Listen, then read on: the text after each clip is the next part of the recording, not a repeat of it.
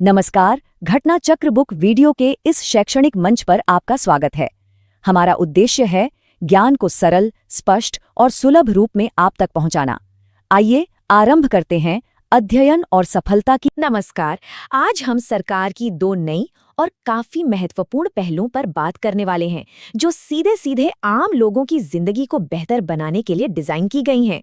तो चलिए देखते हैं कि ये योजनाएं क्या हैं और ये इतनी जरूरी क्यों हैं। तो सवाल ये है कि स्वास्थ्य और सेल्फ एम्प्लॉयमेंट के लिए सरकार आखिर कौन से नए कदम उठा रही है। हम दो बिल्कुल अलग अलग अप्रोच देखेंगे, एक जो दिल्ली में सेहत पर फोकस कर रही है और दूसरी जो मध्य प्रदेश में नौजवानों को अपना काम शुरू करने में मदद कर रही है। चलिए शुरुआत दिल्ली से करते हैं। यहाँ पर एक नया अभियान शुरू हुआ है जो खास तौर पर महिलाओं और लड़कियों के स्वास्थ्य और उनकी भलाई पर ध्यान केंद्रित कर रहा है। ये एक बहुत ही जरूरी कदम है क्योंकि यही तो एक स्वस्थ समाज की नींव रखता है।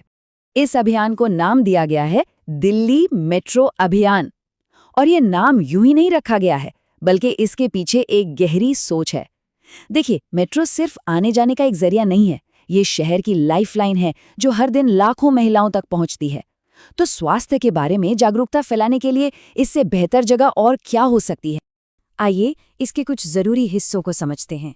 ये सिर्फ कोई लोकल कोशिश नहीं है, ये स्वास्थ्य मंत्रालय और वर्ल्ड हेल्थ ऑर्गेनाइजेशन यानी WHO के बीच एक बहुत मजबूत साझेदारी है। मतलब ग्लोबल एक्सपर्टीज को जमीनी हकीकत से जोड़ा जा रहा है। और इसका सुल्तानपुर मेट्रो स्टेशन से शुरू होना भी बहुत कुछ कहता है।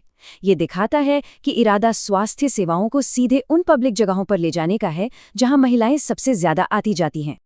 हाँ, एक और बात, ये कोई सालों साल चलने वाला प्रोग्राम नहीं है। ये 10 दिसंबर 2025 से 10 जनवरी 2026 तक सिर्फ एक महीने का एक फोकस्ड अभियान है। इतने कम समय का मकसद है कि ज्यादा से ज्यादा असर हो और लोगों में तुरंत जागरूकता आए। तो ये तो हुई दिल्ली में पब्लिक हेल्थ की बात, जहां एक तेज और टारगेटेड अभियान चल रहा है। अब यहाँ से हम एक बिल्कुल अलग अप्रोच की तरफ बढ़ते हैं। चलिए मध्य प्रदेश चलते हैं, जहां फोकस लंबे समय के लिए आर्थिक मजबूती देने पर है, खासकर युवाओं को स्वरोजगार के जरिए।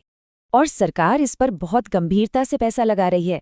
मध्य प्रदेश कैबिनेट ने इस योजना को जारी रखने के लिए 905 करोड़ रुपए से भी ज्यादा की मंजूरी दी है।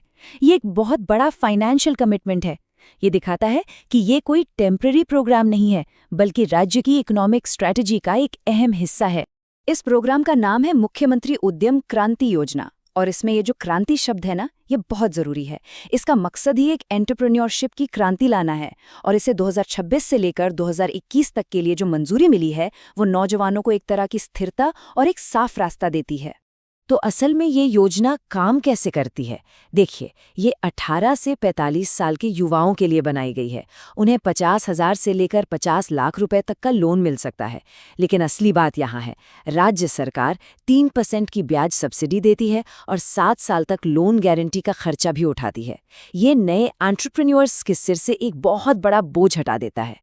तो अगर मध्य प्रदेश में कोई नौजवान है जो अपना बिजनेस शुरू करना चाहता है, तो उसके लिए रास्ता काफी साफ है। वो एलिजिबिलिटी पूरी करे, अपना बिजनेस आइडिया बैंक में ले जाए और एक बार लोन मंजूर हो जाए तो सरकार उसकी मदद के लिए आगे आती है, जिससे उसका सफर बहुत आसान हो जाता है। अच्छा, तो इन दो बिल्कुल अलग अलग पहलुओं को देखने के बाद वो कौन सी जरूरी बातें हैं जो हमें याद रखनी चाहिए?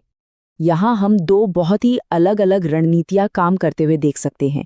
दिल्ली का जो अप्रोच है वो एक तेज फोकस्ड हेल्थ कैंपेन है जो तुरंत जागरूकता लाने के लिए बना है। वहीं दूसरी तरफ मध्य प्रदेश की योजना एक लंबी मैराथन जैसी है जो सालों तक लगातार आर्थिक मदद देती है। ये दिखाता है कि लोगों की भलाई के लिए कोई एक ही फॉर्मूला हर जगह फिट नहीं बैठता। ये जो लाइन है, यही इस योजना का दिल है। 7 साल तक की लोन गारंटी और ब्याज पर सब्सिडी सिर्फ पैसे की मदद नहीं है, ये एक तरह का सेफ्टी नेट है। ये सरकार का ये कहने का तरीका है कि हमें आपके आइडिया पर भरोसा है और हम शुरुआती मुश्किल सालों में आपका साथ देने के लिए यहाँ हैं। और यही वो शुरुआती साल होते हैं जो तय करते हैं कि कोई बिजनेस चलेगा या नहीं। तो आखिर में ये सब हमें एक बड़े सवाल पर सोचने के लिए मजबूर करता है। ये जो टारगेटेड योजनाएं हैं, चाहे वो सेहत के लिए हो या बिजनेस के लिए, ये देश के ओवरऑल डेवलपमेंट को कैसे आकार देती हैं? ये छोटी छोटी फोकस्ड कोशिशें असल में एक बड़े और बेहतर भविष्य की नींव कैसे बनती हैं?